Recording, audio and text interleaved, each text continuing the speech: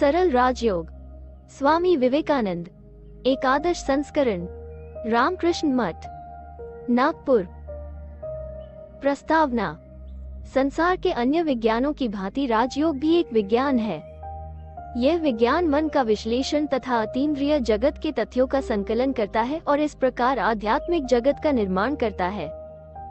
संसार के सभी महान उपदेष्टाओं ने कहा है, हमने सत्य देखा और जाना है। ईसा, पॉल और पीटर सभी ने जिन सत्यों की शिक्षा दी, उनका प्रत्यक्ष साक्षात्कार करने का दावा किया है।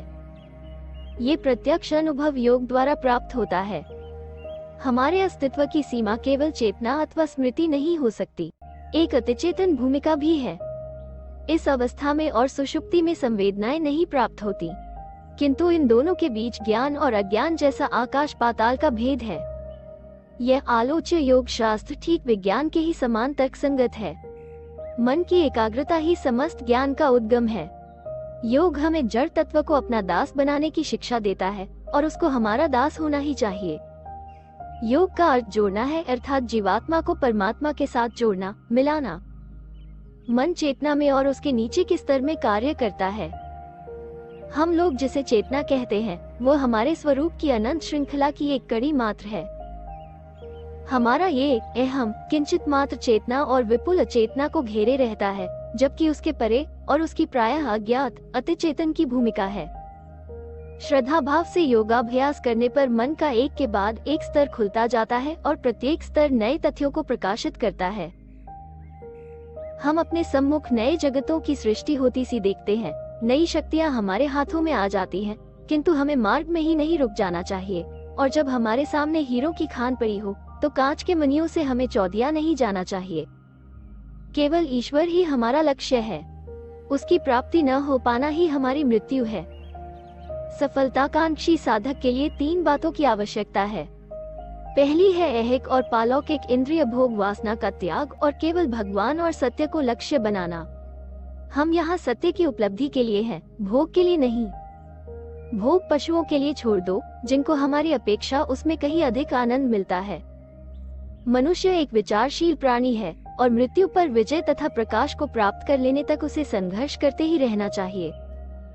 उसे फिजूल की बातचीत में अपनी शक्ति नष्ट नहीं करनी चाहिए। समाज की पूजा एवं लोकप्रिय जनमत की पूजा मूर्ति पूजा ही है। आत्मा का लिंग, देश, स्थान या काल नहीं होता।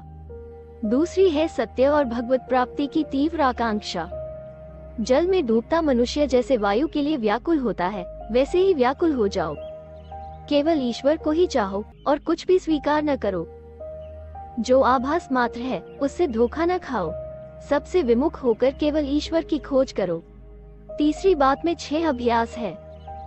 मन को बहिर्मुख न होने देना, इंद्रिय निग्रह, मन को अंतर्मुख बनाना, प्रतिकार रहित सहिष्णुता या पूर्ण तितिक्षा, मन को एक भाव में स्थिर रखना, ध्येय को सम्मुख रखो और उसका चिंतन करो, उसे कभी अलग न करो, समय का हिसाब मत करो, अपने स्वरूप का सतत चिंतन करो, अंधविश्वास का परित्याग कर दो, मैं तुच्छ हूँ, इस तरह सोचते हुए अपने को सम्मोहित न करो।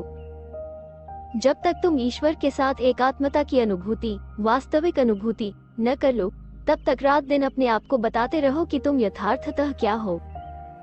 इन साधनाओं के बिना कोई भी फल प्राप्त नहीं हो सकता। हम उस सर्वातीत सत्ता या ब्रह्म की धारणा कर सकते हैं, पर उसे भाषा के द्वारा व्यक्त करना असंभव है।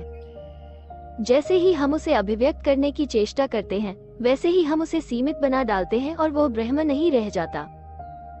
हमें इंद्रिय जगत की सीमाओं के परे जाना है और बुद्धि से भी अतीत होना है, और ऐसा करने की शक्ति हम में है भी।